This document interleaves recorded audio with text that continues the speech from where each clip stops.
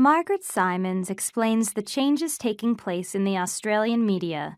She analyzes audiences, our major media organizations, the role of government, and the implications of all of these for our society and our democracy. Her examination leads her to the conclusion that the challenges facing the content providers in the modern world are part of a broader striving, a very old struggle. We might call it the search for meaning.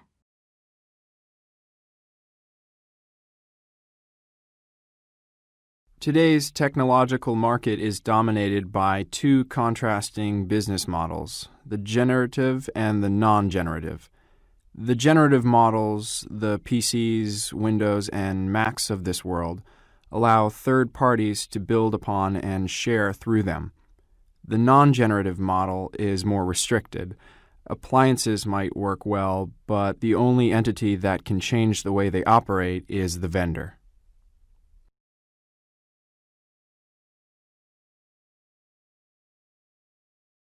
Never has the world of journalism been so explosive, so global, and so competitive. Forget hourly news flashes. We live in a world of 24-hour breaking news, with radio and TV stations and internet sites updating stories by the minute, and newspapers adjusting to stay fresh, in-depth, and relevant.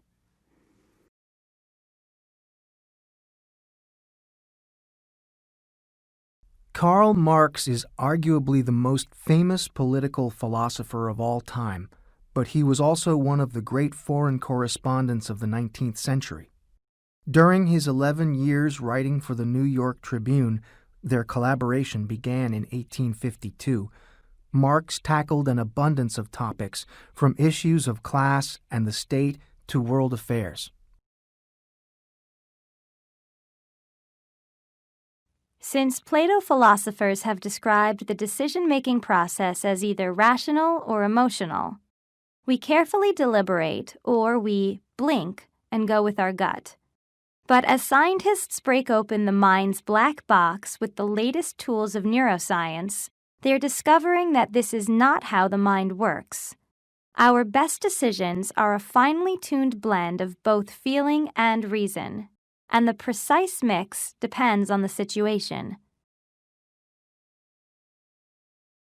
When buying a house, for example, it's best to let our unconscious mull over the many variables.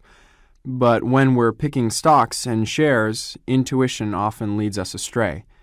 The trick is to determine when to lean on which part of the brain, and to do this, we need to think harder and smarter about how we think.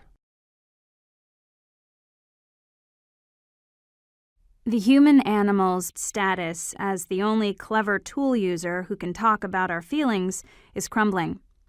Prairie dogs can make up words for new animals. Crows are born with the ability to make tools.